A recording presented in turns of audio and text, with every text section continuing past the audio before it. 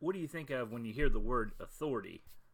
I think in our culture we really think that authority is something almost negative, something that always must be, if not, rebelled against, but certainly fought. That authority is something that limits us and weakens us, and unfortunately, that's just a distortion of what authority truly is.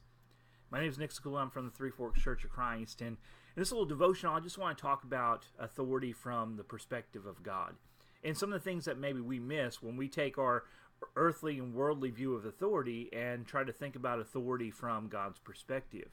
So I hope that you'll stay tuned in for the next few minutes as we look at this together. I hope that it'll be an encouragement to you, and of course I hope that it'll enrich your day, but I hope that you'll share it if you find it encouraging as well. So let's think about this idea of authority just a little bit, because I think it's one of those, like I said, distorted things in our world, in our culture. We think of authority as, some person in power demanding and pushing other people to do what they want. So we think of authoritarian regimes or things like this.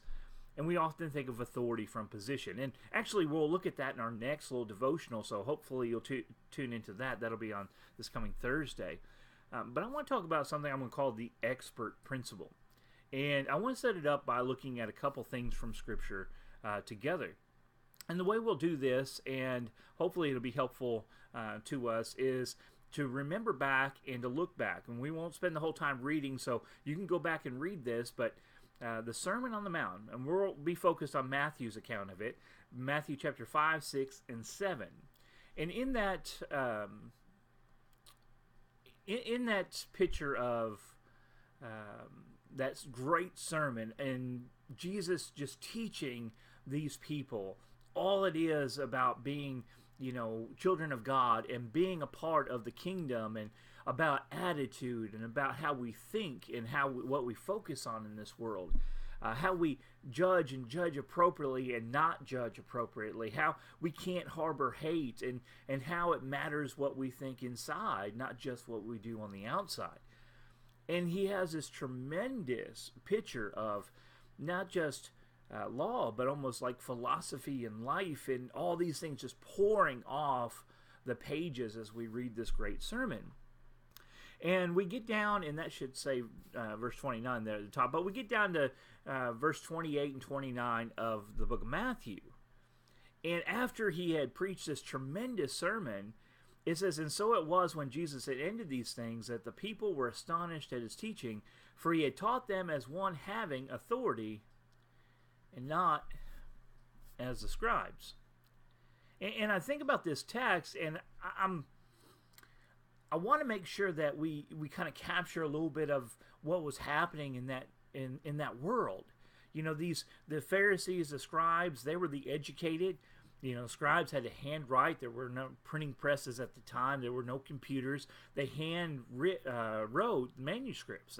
They copied the text very, very carefully. There's a tremendous accuracy that was pressed upon these men.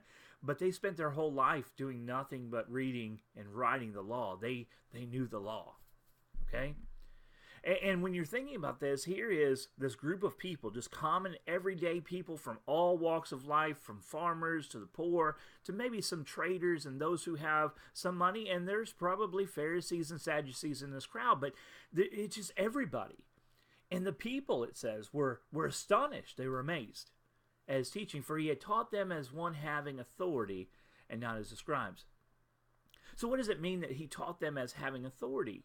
I don't think it means that he was better at demanding and commanding law from the people, because that's all the Pharisees and scribes did. Matter of fact, I want you to consider this text as well from the book of Matthew, chapter 23, in which Jesus is going to excoriate the Pharisees for hypocrisy. But he says the scribes and the Pharisees sit in Moses' seat. That is, they set themselves up as the leaders of the people. Therefore, whatever they tell you to observe, that observe and do, but do not do according to their works. For they say and do not do. For they bind heavy burdens, hard to bear, and lay them on men's shoulders, but they themselves will not move them with one of their fingers. So when the people heard Jesus speaking, it wasn't that he seemed like he was more of an authoritarian from the point of view that we see it as a world, but they saw something else.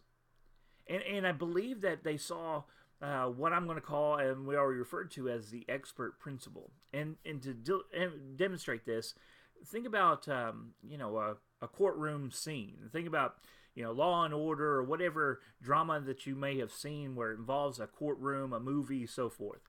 And you have a defendant, and you have a plaintiff, or you have a defendant and prosecution, and both sides are trying to make their case.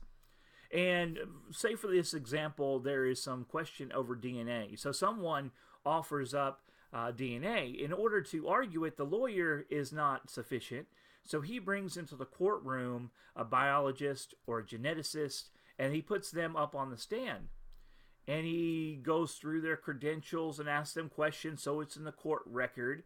And then what he does, or she does, is present this person as an expert in their field. And what he's going to attribute to them is that they are an authority on this matter. Okay? So the idea is that they are so experienced in this field that they have an authority.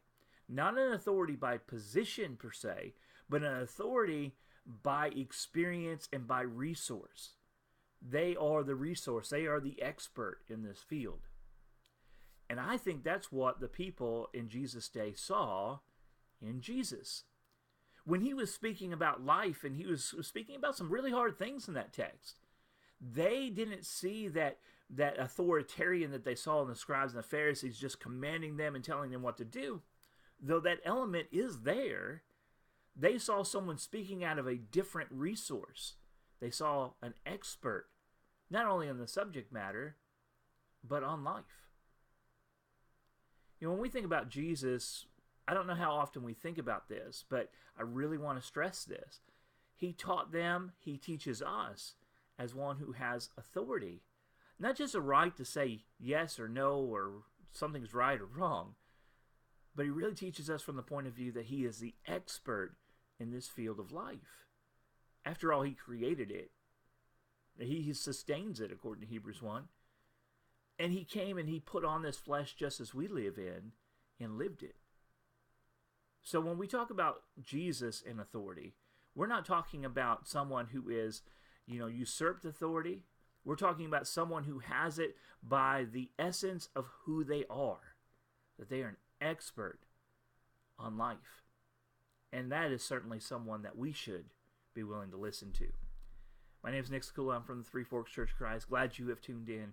Hope you'll tune in next time.